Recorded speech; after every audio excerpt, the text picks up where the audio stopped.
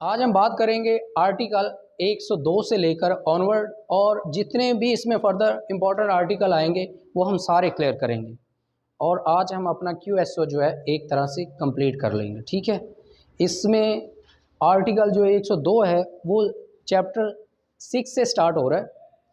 Of the exclusion of oral by documentary evidence, यानी जो ज़बानी शहादत है, ऑरल एविडेंस है, एक्सक्लूजन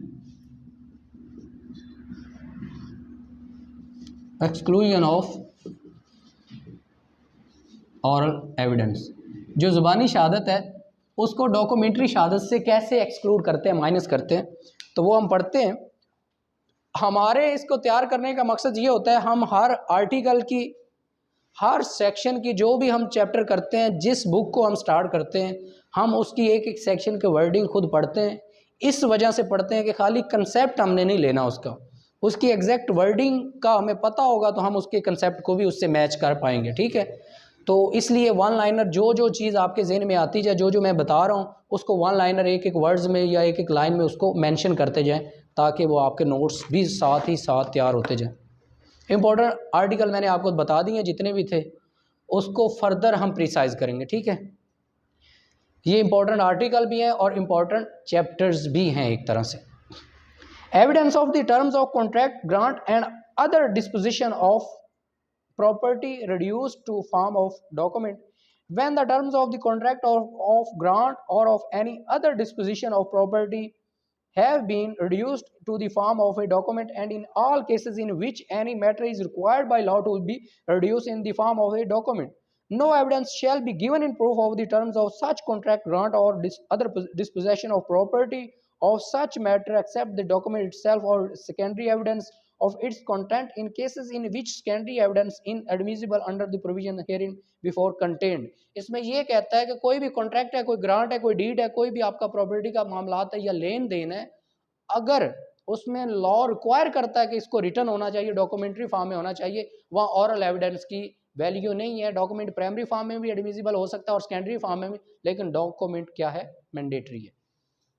ठीक है, इस इधर क्या होगा, ऑरल एविडेंस को नहीं माना जाएगा, क्योंकि एक चीज़, एक आप मुआयदा कर रहे हैं, एक कॉन्ट्रैक्ट कर रहे हैं, किसके साथ लेन देन कर रहे हैं, जिसमें ज़रूरी है कि उसको लिख लिया जाए, किसी को प्रॉपर्टी सेल कर रहे हैं, कुछ भी कर रहे हैं, तो वहाँ जब डॉक्यूमेंट रिक्वायर्ड है, अगर नहीं है तो उसको आप जब तक डॉक्यूमेंट नहीं होगा आप प्रूव नहीं कर पाएंगे। It means exclusion of oral evidence, यानी ज़बानी शहादत को डॉक्यूमेंट्री शहादत जो है वो एक्सक्लूड कर देती है। जहाँ पर डॉक्यूमेंट की ज़रूरत हो वहाँ आपकी ज़ुबानी कलामी बातें नहीं चलेंगी। आर्टिकल 103 है,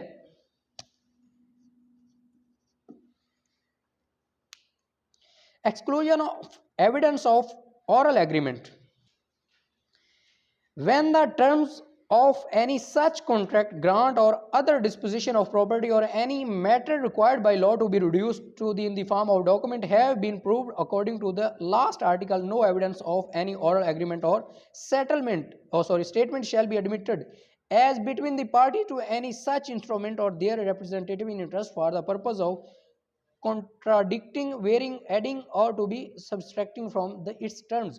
एक चीज़ के मुताल्लिक आपके पास कोई ऑरल एविडेंस आ गया, ज़ुबानी शहादत आ गई है, तो इसमें ये क्या कहते हैं, कोई ऑरल एग्रीमेंट है जहाँ पर रिटन एग्रीमेंट की ज़रूरत हो। रिटन एग्रीमेंट क्या है, मैंडेटरी हो। रिटन एग्रीमेंट अगर मैंडेटरी है और वहाँ पे जो क्या कहते हैं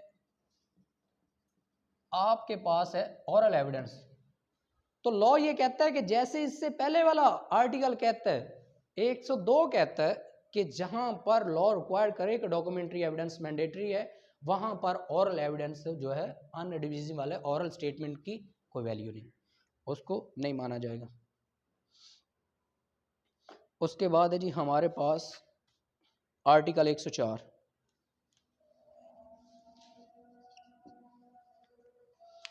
exclusion of evidence against application of document to existing fact when the language used in a document is plain in itself and when it applied accurately to existing facts, evidence may not be given to show that it was not meant to apply to such facts। एक डॉक्यूमेंट है जिसकी जो language है वो बिल्कुल simple है, सादी है, और वो जो फैक्ट्स हैं, जो केस के मेन फैक्ट्स हैं, उसको सपोर्ट भी कर रहे हैं, तो उसको फर्दर प्रूव करने की ज़रूरत नहीं है। ठीक है, उस पर फर्दर चीज़ों की ज़रूरत नहीं। इसको दोबारा पढ़ो। When language used in a document is plain in itself and when it applied accurately to existing facts, जो एग्जिस्टिंग फैक्ट्स हैं, जो एग्जिस्टिंग मुद्दा है उसको वो सपोर्ट भी कर रहे हैं, उसके मुताबिक अप्लाई भी हो रहे हैं। एविडेंस में not be given to show that it was not mean to apply to such facts, वहाँ पे ज़रूरत नहीं है कि उसके मतलब को प्रूव किया जाए, उस पर शहादत की ज़रूरत नहीं है कि इसका यही मतलब बनता है, ये बनता। वो जब इट सेल्फ वो डॉक्यूमेंट बता रहा है कि उसका क्या मतलब है, ये क्या मकसद है, तब किसी और फर्दर एविडेंस की ज़रूरत नहीं। ठीक है। 105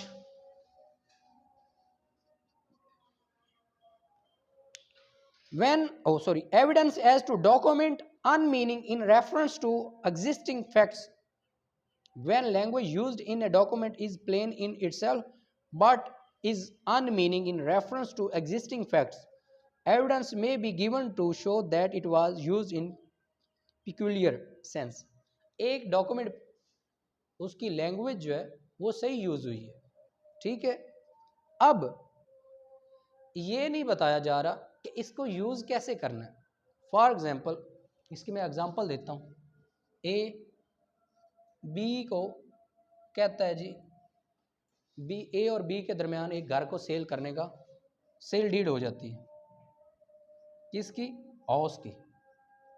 बी कहता है जी, ए कहता है मैंने बी को एक घर बेच दिया, सेल डीड होगी। अब इसमें यह मेंशन ही नहीं किया गया घर लाहौर में है या कराची में है, कौन सा घर दिया भाई। जब इस चीज़ को वाजे करना होगा तब आपको एविडेंस की ज़रूरत है। यानी बेसिकली वो सिंपल लिखा हुआ है, उसकी लैंग्वेज जो है उस कॉन्ट्रैक्ट की, उस डीड की, उस डॉक्यूमेंट की सिंपल है कि ए ने बी को घर सेल किया, ठीक है। अब ये उसमें मेंशन करना थोड़ा सा भूल गए हैं या रह गया था वो कुछ पोर्शन कि कौन सा घर सेल किया। अब इसके लिए एविडेंस की ज़रूरत है। वो कहेगा जी मैंने लाहौर वाला खरीदा, तो वो कहता है नहीं जी मैंने तो इसको कराची वाला सेल किया था। इन चीज़ों को प्रूव करने के लिए एविडेंस की ज़रूरत होगी। दोबारा पढ़ो। Well language use in a document is plain in itself, language सही यूज हुई है, साफ simple, but is unmeaning in reference to existing facts, लेकिन जो मुद्दा है, जो एग्जिस्टिंग फैक्ट है, उसको वाजे नहीं कर रहा कि कौन सा। अंडरस्टैंड? नेक्स्ट चलते हैं 106। Evidence as to application of language when can apply to one only of several persons.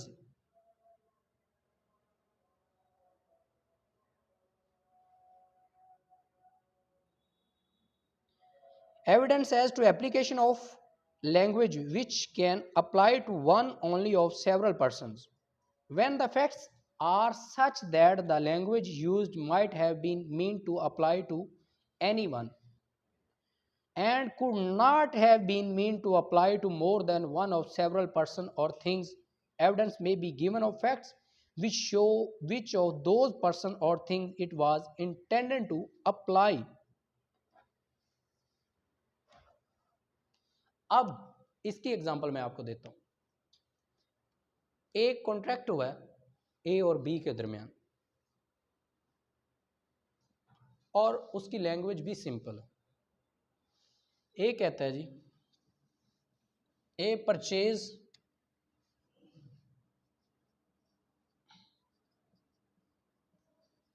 Horse to be, ए ने बी से वाइट कलर का घोड़ा परचेज किया। अब क्या है, बी के पास वाइट हॉर्स की जो तादाद है वो 3 है। विच वन इज परचेज्ड, कौन सा परचेज किया है, इसको साबित करने के लिए एविडेंस की जरूरत है। यानी ए ने बी से घोड़ा परचेज किया, अब कौन से कलर का? वाइट कलर का। बी के पास कितने थे वाइट कलर के? 3 घोड़े थे। अब इसने कौन सा परचेज किया, ये बताना तो भूल गए थे कि उसके नाक पे ये था, या वो मोटा था, या वो पतला था, या वो छोटा था, कौन सा, ये मेंशन नहीं है कॉन्ट्रैक्ट में। अब इस चीज़ को प्रूव करने के लिए जो ये डिमांड कर रहा है, उसको प्रूव करने के लिए उसको एविडेंस की ज़रूरत है। दोबारा पढ़ो। Evidence as to application of language when which can apply to one only of several person, जब एक से ज़्यादा लोगों पर अप्लाई हो या एक से ज़्यादा चीज़ों पर अप्लाई हो। When the facts are such that the language use might have been mean to apply to any one, किसी एक पर, and could not have been meant to apply to more than one of several person or things, evidence may be given of facts which show which of those person or thing it was intent to apply to it। यानी उसको फिर साबित करने के लिए, वाजे करने पर कि कौन सा था वाइट। भाई वाइट के तो 3 है इसके पास, एक से ज्यादा चीज पर वो अगर अप्लाई हो रहा है, आपकी जो स्पेसिफिक चीज है जिसको आप क्लेम करना चाह रहे हैं, अगर वो उसको नहीं बताया गया वाजे तौर पर, तो फिर उसको साबित करने के लिए एविडेंस की जरूरत है। ठीक है, 107 पे चलते हैं। Evidence as to application of language to one of two sets of facts to neither of which the whole contract correctly applies।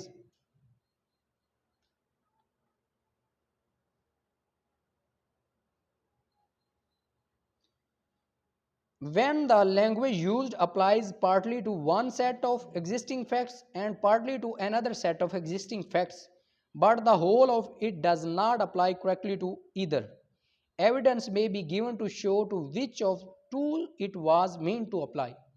एक बंदे के पास दो चीजें हैं, जो डॉक्यूमेंट है, जो एग्रीमेंट है, वो आधा एक को सपोर्ट कर रहा है, आधी एक चीज को सपोर्ट, एक्यूरेटली किसी एक को प्रॉपर वो सपोर्ट नहीं कर रहा। ठीक है, तो क्या होगा, उस चीज को जिसको आप क्लेम करेंगे, या दोनों में से जिस चीज को जो सपोर्ट करेगा, वो उसके लिए उसको एविडेंस देने की जरूरत होगी। इसी एग्जांपल को फर्दर कंटिन्यू करते हैं। बी जो है वो सॉरी हाँ, ए से बी एक ज़मीन परचेज करता है, लैंड परचेज करता है। ठीक है, अब वो कहता है जी मुझे ये ज़मीन चाहिए। ज़मीन आधी शादरे में होती है, आधी लाहौर के एरिया में होती है। वो डॉक्यूमेंट शादरा को भी सपोर्ट कर रहा है, हाफ तो उसका कंटेंट जो है लाहौर को भी सपोर्ट कर रहा है। अब ए ने बी से कौन सी लैंड परचेज की है, ये एक सवालिया निशान है। वो कहता है जी मैंने लाहौर वाला प्लॉट परचेज किया है। बी एक कहता है भाई मैंने आपको शादरे वाला प्लॉट सेल किया है। ठीक है, अब जो जिसको सपोर्ट करेगा, अब जो डॉक्यूमेंट है वो वाजे तौर पर किसी एक को सपोर्ट नहीं कर रहा, वो दोनों को मिक्स कर रहा है, तो वहाँ पे क्या होगा, वहाँ पे एविडेंस की ज़रूरत है। ठीक है, कंसेप्ट क्लियर। वो तो जो डिक्शन अदालत ने अभी डिटरमिन करनी है ना, ये तो प्रॉपर्टी का फर्दर मैटर है ना, ये तो लेन देन का इशू है ना, वो और चीज़ है, समथिंग एल्स। वो तो उसमें अभी ये डिसाइड कर, उसमें तो जुडिक्शन डिसाइड करते हैं ना, इसमें तो इनके लेन देन का रौला है ना, उसमें उनका लेन देन का तो रौला नहीं ना होता। ठीक है,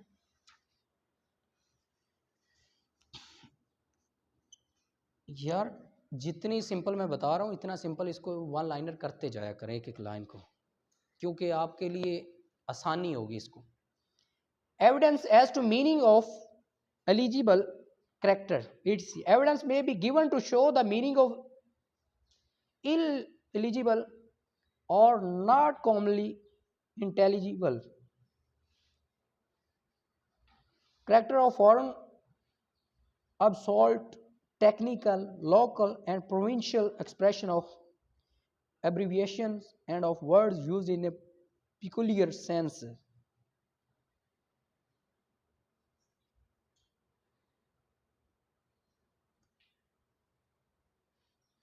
अब एक किसी चीज़ के मतलब कुछ साइन है, evidence as to meaning of illegible character, वो करेक्टर जिसको वाजे तौर पर पढ़े ही ना जा सके। एविडेंस में be given to show the meaning of illegible और not commonly intelligible character of foreign, obsolete, technical and local and provincial expression of abbreviations and of words used in a peculiar sense. एक contract में, एक agreement में कुछ ऐसा word जिसको generally तौर पर कोई ना समझ सकता हो, जिसको कोई एब्रीविएशन यूज़ हुई हो, कोई पर्टिकुलर कोई फॉरेन वर्ड यूज़ हुआ हो जिसको आम बंदा कॉमनली अंडरस्टैंड नहीं कर सकता, तो आप उसका मतलब कुछ ले रहे हो, जो आपको वो कॉन्ट्रैक्ट दे रहा है वो उसका मतलब कुछ ले रहा हो, तो उसको एग्जैक्ट वर्ड को प्रूव करने के लिए एविडेंस की ज़रूरत है। ठीक है। 109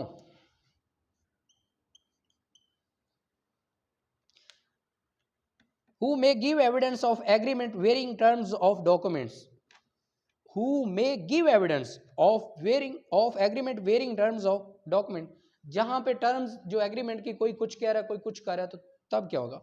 person who are not party to a document, वो बंदा जो एक डॉक्यूमेंट की पार्टी नहीं, इससे ही नहीं, और देयर रिप्रेजेंटेटिव इन इंटरेस्ट में give evidence of any facts tending to show a contemporaneous agreement varying the terms of the documents.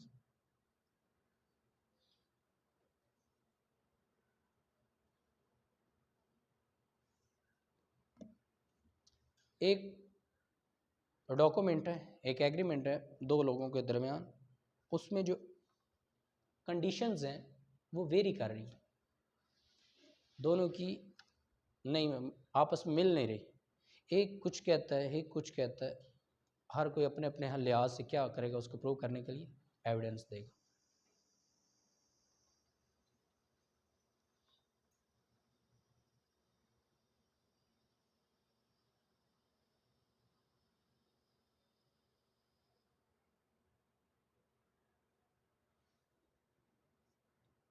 क्योंकि कुछ चीज़ों का कॉन्ट्रैक्ट होता है। फॉर एग्जांपल एक बंदा कहता है कि आपने मुझे फ़लाँ चीज़ें डिलीवर करनी, टाइम नहीं मेंशन करते, बाद में वो आपस में ही डिसाइड कर लेते हैं कि भाई आपने इतने टाइम के लिए ये चीज़ें मुझे डिलीवर करनी, ज़बानी लिख, जब कॉन्ट्रैक्ट होता है चीज़ें डिलीवर करने का तब टाइम मेंशन नहीं होता, जब रिटर्न में ऑरल में आता है वो कहता है भाई मुझे 3-4 महीने में ये चीज़ें डिलीवर करनी है, तो उसका मकसद क्या है, वो ऑरल एविडेंस हो गया, ऑरल टर्म्स और कंडीशन डिसाइड हो जाएगी, तो दूसरा बंदा उसको बाद में नहीं मानता, तो उसको प्रूव करने के लिए जो टर्म या कंडीशन वेरी कर रही हो, आपसे मुख्तलिफ हो रही हो, उसको प्रूव करने के लिए एविडेंस की ज़रूरत है। 110 saving of provision of succession act relating to wills, nothing in this chapter contain shall be taken to affect any of the provision of succession act. इसको सक्सेशन एक्ट के तहत जो भी उसकी विल की जो भी प्रोविजंस होंगी, जो भी मामलात होंगे, अकॉर्डिंग टू सेक्शन एक्ट 1925 के तहत ही देखा जाएगा। उसके बाद है जी हमारा नेक्स्ट चैप्टर स्टार्ट होता है, facts judicially noticeable not to be proved. इसमें अब हम वो चीज़ें करेंगे इस चैप्टर में जो चीज़ें प्रूव करने की ज़रूरत ही नहीं है। 111 से मैंने कल आपको बताया भी था, इसको हम सिंपली कर जाएंगे।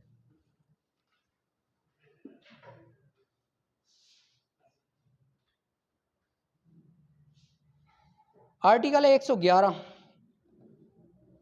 Facts judicially noticeable and not to proved, वो फैक्ट्स जिसको अदालती तौर पर नोटिस किया जाना चाहिए उनको भी प्रूव करने की ज़रूरत नहीं। Facts section article 112 facts of which court must take judicial notice, वो चीज़ें जिसके मुताल्लिक अदालत को लाजमी नोटिस लेना चाहिए या उसके नोटिस में होनी चाहिए, वो क्या है जी? जजमेंट की वर्डिंग, लॉज, एक्ट्स, बेर एक्ट्स, लेजिस्लेशन और जितने भी ऑर्डर्स होते हैं, जितने भी ऑर्डिनेंस होते हैं, वो क्या है, एक जुडिशियल फैक्ट और जुडिशियल अदारे के नोटिस में होनी चाहिए, उनको भी प्रूव करने की ज़रूरत नहीं है, क्योंकि वो जुडिशियल डॉक्यूमेंट होते हैं, जुडिशरी के डॉक्यूमेंट होते हैं, उसको वो फर्दर ऑलरेडी प्रूव्ड होते हैं, उनको जब भी आप अदालत में पेश करेंगे अदालत उसको एक्सेप्ट करेगी। ठीक है।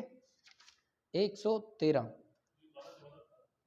फैक्ट्स 12 वो बताता है facts of which court must take judicial notice, the court shall take judicial notice of the following facts, all Pakistan laws, article of war for the armed forces, यानी जितने भी लॉज बने हुए हैं, जितने भी जजमेंट्स हैं, जितने भी ऑर्डिनेंस हैं, जितने भी मामलात हैं, फॉर एग्जांपल पार्लियामान का निज़ाम है, प्रोविंशियल निज़ाम है, एक डिफरेंट अदारों का निज़ाम है, जितने भी पाकिस्तान के अंडर काम कर रहे हैं, जिन पर अदालत खुद नोटिस ले सकती है, उनको प्रूव करने की ज़रूरत नहीं है।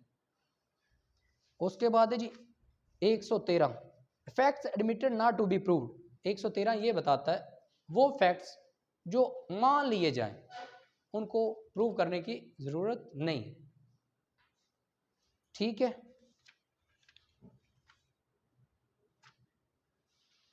अदरान ये आपने अभी पढ़ा है 111 से 113 तक। तो इसमें ये चीज़ें बताई गई हैं कि वो चीज़ें फैक्ट्स जो ऑलरेडी लॉ के नोटिस में हैं उनको प्रूव करने की ज़रूरत नहीं। उसके बाद जितने कानून हैं, जितने एक्ट हैं, जितने ऑर्डिनेंस हैं, जितने पार्लियामान का सिस्टम वगैरह है, सूबाई हो, फेडरल लेवल का हो, जो भी हो, वो ऑलरेडी एक अदालत के एक अदारे के अंडर होते हैं, उनको भी प्रूव करने की ज़रूरत नहीं है। उसके बाद सेक्शन आर्टिकल 113 कहता है, 111 से ऑनवर्ड 113, आर्टिकल 113 कहता है वो फैक्ट्स जो एडमिटेड है, जो मान लिए गए, जो तस्लीम कर लिए गए। एक मैं बात कहता हूँ कि यार ये चीज़ मेरी है, आप और मेरा इशू चल रहा है, मैं कहता हूँ ये मार्कर मेरा है, आप कहते हैं जी आपका, बात ही खत्म, इसको प्रूव करने की ज़रूरत नहीं। एक चीज़ जो एडमिटेड फैक्ट्स है उसको भी प्रूव करने की ज़रूरत नहीं है।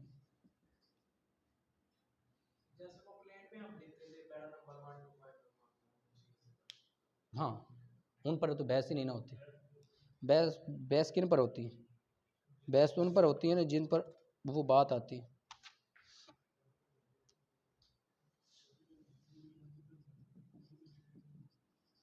Admitted facts not to be proved, admitted facts तो प्रूव करने की ज़रूरत ही नहीं। उसके बाद एस्टॉपल का कंसेप्ट ऑलरेडी हमने पढ़ा हुआ है। ठीक है, अब हमारे पास है जी चैप्टर है production and effect of evidence. 117 से ऑनवर्ड हम पढ़ेंगे। आर्टिकल 117 से हम करेंगे आगे। Burden of proof, burden of proof किस पे होगा या साबित करने की जिम्मेदारी किस पर होगी? ठीक है, whoever desire any court to give judgment as to any legal right or liability dependent on the existence of facts which he assert must prove that those facts exist। जिस चीज़ को जो जोर देगा कि ये चीज़ ऐसे है वो ही उसको साबित करेगा, उस पर ही उसको साबित करने की ज़रूरत है।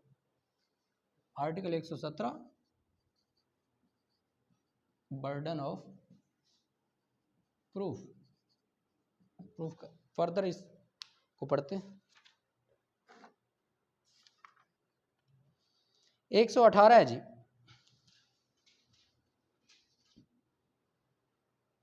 On whom burden of proof lies, burden of proof किस पर रिलाई करेगा या होगा? A burden of proof in a suit और proceeding lies on that person who would fail if no evidence at all were given on either side. दूसरी side से कोई evidence नहीं दिया गया तो जो इस चीज़ को मान रहा है, जो इस चीज़ को किसी को क्लेम कर रहा है, वो उसको साबित कर दे कि मेरी है। फॉर एग्जांपल मैं इसको क्लेम करता हूँ ये मार्कर मेरा है, तो मैं इसको साबित करूँ कैसे मेरा, चाहे दूसरी तरफ से एविडेंस नहीं आता। ठीक है, ओके हो गया मियाँ साहब? 119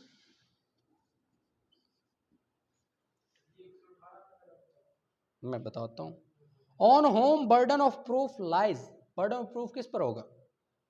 the burden of proof in a suit और proceeding lies on that person who would fail if no evidence at all were given on either side. जब दूसरी साइड से कोई एविडेंस नहीं आएगा तो जिसने सूट की है वही उसको प्रूव करके भैया आपकी कैसे। ठीक है, एक बंदे ने कोई केस दायर किया है ना कि यार ये चीज़ मेरी है, इसकी डेक्लेरेशन दे दी जाए या इसका राइट्स मुझे दे दिए जाए, तो ठीक है, चाहे अभी दूसरी तरफ से एविडेंस नहीं भी आए तो तुम तो साबित करो ना कि तुम्हारी कैसे।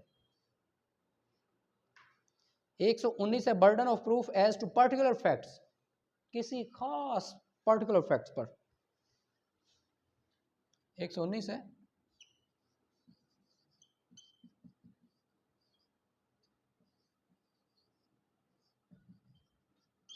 burden of proof on particular facts। The burden of proof as to any particular facts lies on that person who wishes the court to believe in its existence। किसी खास मुद्दे पर, किसी खास नुक्ते पर एक बंदा ख्वाहिश जाहिर करता है कि अदालत इस पर यकीन करे जो बंदा वो डिज़ायर करता है कि अदालत इस खास पॉइंट पर, खास मुद्दे पर यकीन करे, वो उसको प्रूव भी करेगा। बर्डन ऑफ प्रूफ उस खास पर्टिकुलर फैक्ट पर उस पर होगा जो उसकी कोशिश कर रहा है, ख्वाहिश कर रहा है, ठीक है। Unless it is proved by any law that the proof of fact shall lie on any particular person, यानी अगर उस पर वाज़े लॉ ना आ जाए तो ठीक है, अदरवाइज जो उसकी ख्वाहिश करेगा वही इसको प्रूव करेगा। Burden of proving fact to be proved to make evidence admissible.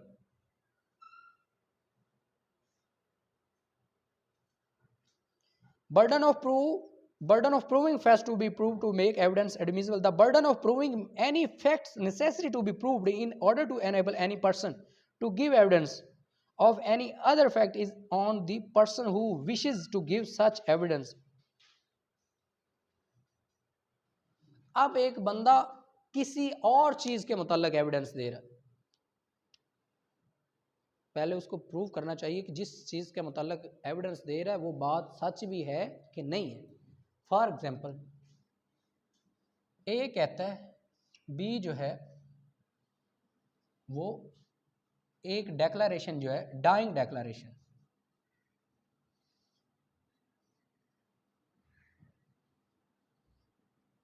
वो एक डेक्लरेशन आई है, वो कहता है ये बी की तरफ से। ए कहता है ये डाइंग डेक्लरेशन बी की तरफ से। पहले ए को ये प्रूव करना होगा कि बी जो है उसकी डेथ हो गई है। बात समझ आई? मैं बताता हूं। ए ने ये डाइंग डेक्लरेशन स्टेटमेंट क्या होती है according to article 46। Dying declaration वो होती है जो एक मरने वाले ने मरने से पहले दी होती है, ठीक है।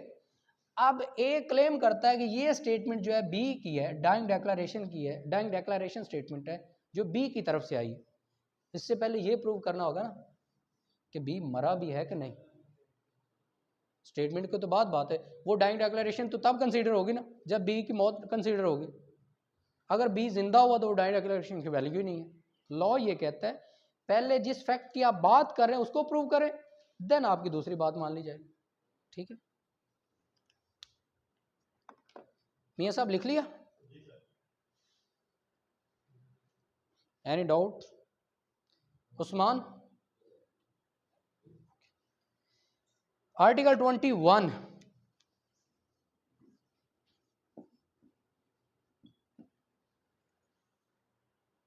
Burden of proving that fact of accused comes with an exception. जो एक्सेप्शनली तौर पर एक पॉइंट आता है उसको कैसे प्रूव किया जाता है?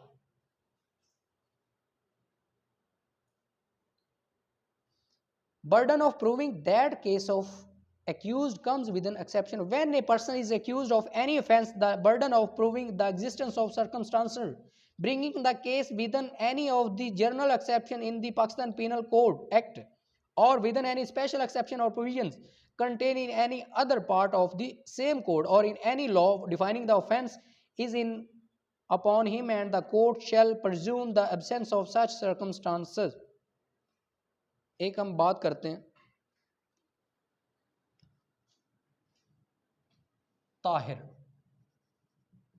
ताहिर पर एलिगेशन है, मर्डर का एलिगेशन है कि उसने ए का मर्डर किया। एलिगेशन क्या है कि ताहिर ने ए का मर्डर किया है। अब इसकी wording, burden of proving that case of accused comes with an exception, जो एक्सेप्शन केस होती है। अब ए क्या लेता है, ए के बिहाफ पर आप क्या स्टेटमेंट लेते हैं कि ए क्या है, अनसाउंड पर्सन है, अनसाउंड माइंड है, यानी मर्डर को अभी छोड़ दे, पहले ये प्रूव करे वो अनसेन पर्सन है, पागल है या नहीं है। पहले उसके पागलपन को डिसाइड किया जाएगा, ये कत्ल का मुद्दा उस पर बाद में डाला जाएगा। पाकिस्तान पीनल कोड के तहत पागल को, माइनर्स को एक्सेप्शंस दी हुई हैं, सजाएं कम दी जाती हैं। अब अगर उसका पागलपन साबित हो जाता है, फिर मर्डर चाहे उसने कर भी दिया, उसको पता ही नहीं है कि उसने किया क्या, उसको अपने एक्ट की नेचर की नहीं पता, अपने अमल की नेचर की नहीं पता। पहले इस चीज़ को साबित किया जाएगा, फिर मर्डर पर बात आएगी कि अब इसको सजाए मौत देनी है या कोई और सजा देनी। पहले फर्स्ट ये फैक्ट प्रूव करना है जो एक्सेप्शनल केस है, ठीक है, देन दूसरी बात पे आएगी। बात समझ आ गई यार? वन लाइनर चीजें लिखते जाया करो, जरूरी होती है। Burden of proving fact specially with knowledge, article 122 with knowledge.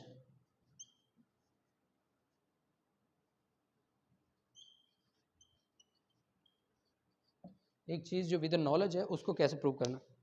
When any fact is especially within the knowledge of any person, the burden of proving that person is upon him. जिस खास चीज के मतलब जिसको नॉलेज है वो उसी को प्रूव करेगा, जिसको उसका पता है। जिसको पता ही नहीं वो क्या प्रूव करेगा? ठीक है।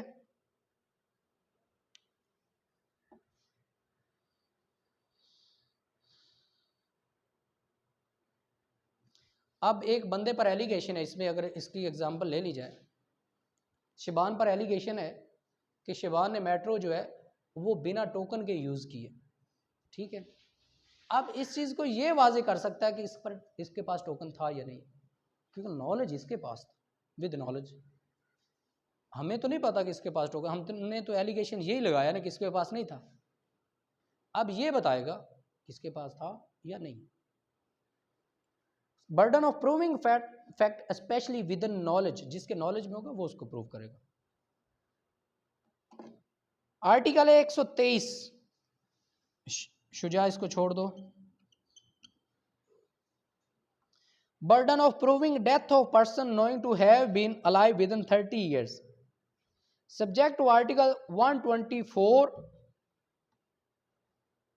When the question is whether a man is alive or dead and it is shown that he was alive within 30 years, the burden of proving that he is dead is on person who affirm it. जो बंदा कह रहा है कि ये मर गया है, वो ही उसको साबित करेगा कि ये कैसे मर गया, जिंदा या मरा हुआ है। एक बंदे के बारे में आप कहते हैं कि ये बंदा जी मर गया, 30 साल से मैंने देखा नहीं, तो वो भाई कैसे नहीं देखा, तू बता कैसे जिंदा है या मर गया, तू अफर्म कर, तुझे नॉलेज है, ठीक है, जो उसके मतलब बात करेगा। पंजाबी में एक एग्जाम्पल है, जो बोले हो ही कुंडा खोले। 124 पढ़ते हैं, जिसने 124 का जिक्र किया है पिछले आर्टिकल में। Burden of proving that person is alive who has not been heard और फॉर 7 ईयर, जिस बंदे को 7 साल के लिए देखा या सुना नहीं गया। When the question is whether a man is alive or dead and it is proved that he has not been heard of for 7 years by those who would naturally have heard of him, he had been alive, the burden of proving that he is alive is shifted to the person who affirm it. एक बंदा कह रहा है कि मैंने इसको 7 साल नहीं देखा या ये मर गया, या किनसे अफर्म किया जाएगा? जो उसके नेचुरली रिलेटिव है, रिश्ते हैं।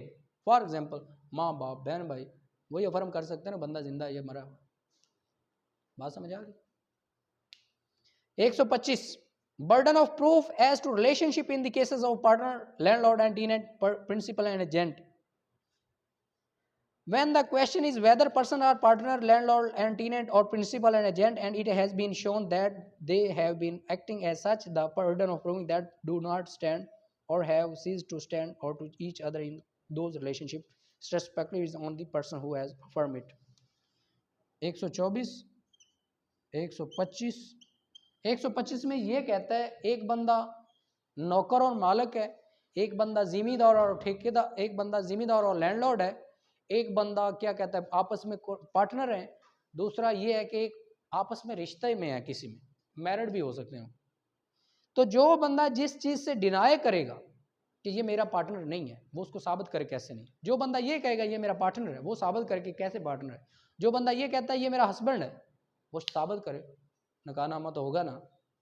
यानी जो जो बात करेगा वही एग्जांपल पहले पंजाबी वाली जो अभी हमने की है, जो स्टेटमेंट बोलेगा उसको वो प्रूव करने का राइट, बर्डन ऑफ प्रूफ उसी पर्सन पे। इसको साइलेंट कर लो। 126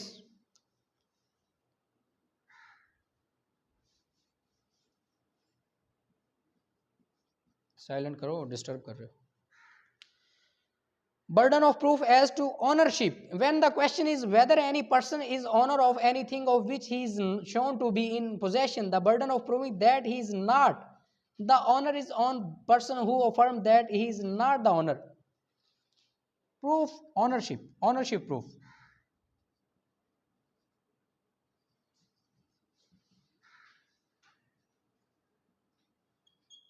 एक चीज, ये अदारा, ये एकेडमी मेरी पोजेशन में है, आप में से उठकर कोई कहता है ये आपकी ओनरशिप नहीं है, भाई आप साबित करो कैसे मेरी नहीं है।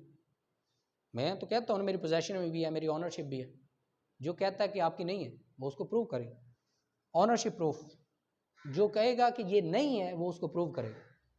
जो उस चीज़ को नहीं मानेगा वो भाई रीज़न पेश करे कैसे नहीं मानता, एविडेंस दे, प्रूव करे उस चीज़ को। ठीक है, लिख लो इसको। 127 proof of good faith in transactions where one party is in relation of active confidence.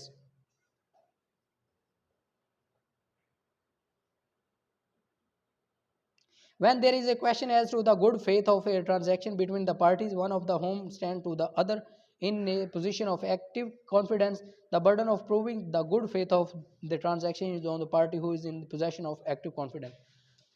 इसमें ये कहता है कि एक बंदा एक रिलेशनशिप को क्लेम करता है, कॉन्फिडेंस को क्लेम करता है कि मेरा इसके साथ अच्छा ताल्लुक है। जो उसको क्लेम करता है उसको प्रूव कर कि है भी कि नहीं। Birth during marriage conclusive proof of legitimacy. 128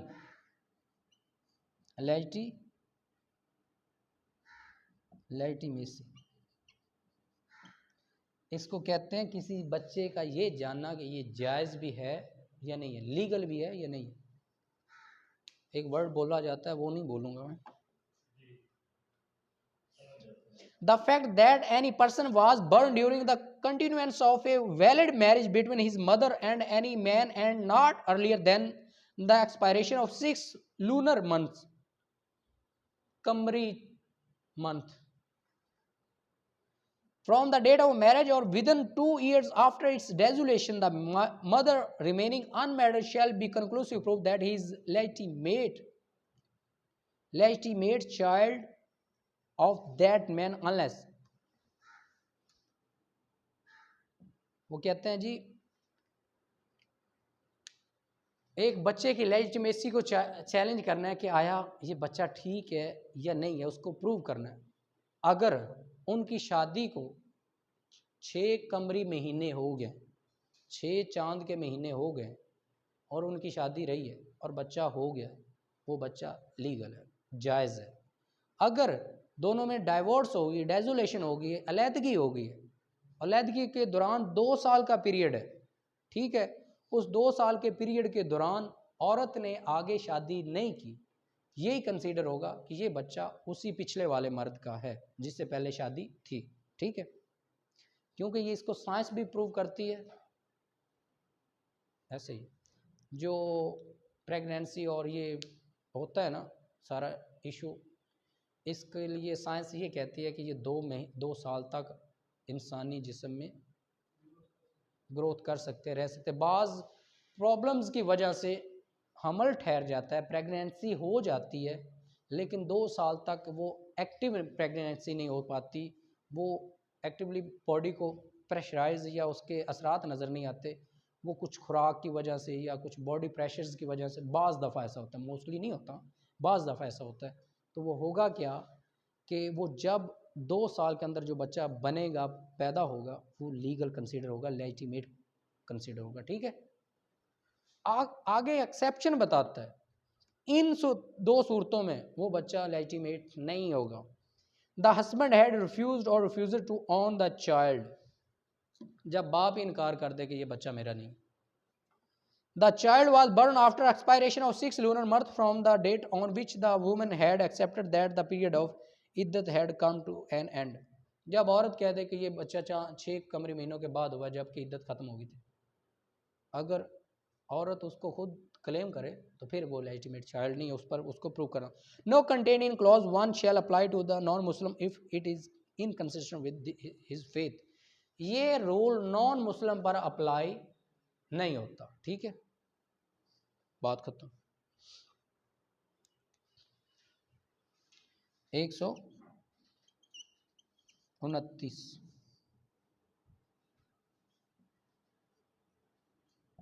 legitimacy of child. Court may presume existence of certain facts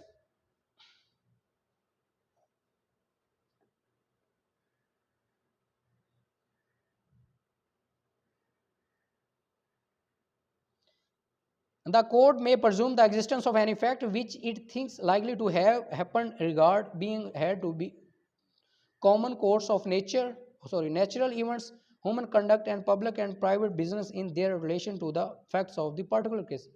कुछ खास सूरत हाल होती है जिनको लॉ प्रज्यूम कर लेता है कि अगर ये होगा तो ऐसे होगा, ऐसे होगा तो वैसे होगा। फॉर एग्जांपल, इसकी एग्जांपल जनरली तौर पर ये दूं कि एक बंदा पेमेंट देता है तो उसका लीगली तौर पर ये कंसीडर होगा किसी काम के लिए कोई पेमेंट दी है तो उसने उसको परफॉर्म करना है, या कोई चीज़ किसी से बरामद हुई है, स्टॉलन प्रॉपर्टी बरामद हुई है तो उसको ये कंसीडर किया जाए कि ये चोर है। वो तो बाद की बातें हैं ना कि उसने आगे से खरीदी है या जो भी है, लेकिन हमारा पहला जहन यही करता है जिससे स्टॉलन प्रॉपर्टी चोरी की चीज़ बरामद होती है हम यही कंसीडर करते हैं यही चोर होगा। जो प्रिजम्पशन ऑफ लॉ है वो उनकी बात हो रही है, सर्टन फैक्ट्स की। उसके बाद है जी article 30 order of production and examination of witness. Shakeel stop कर दो।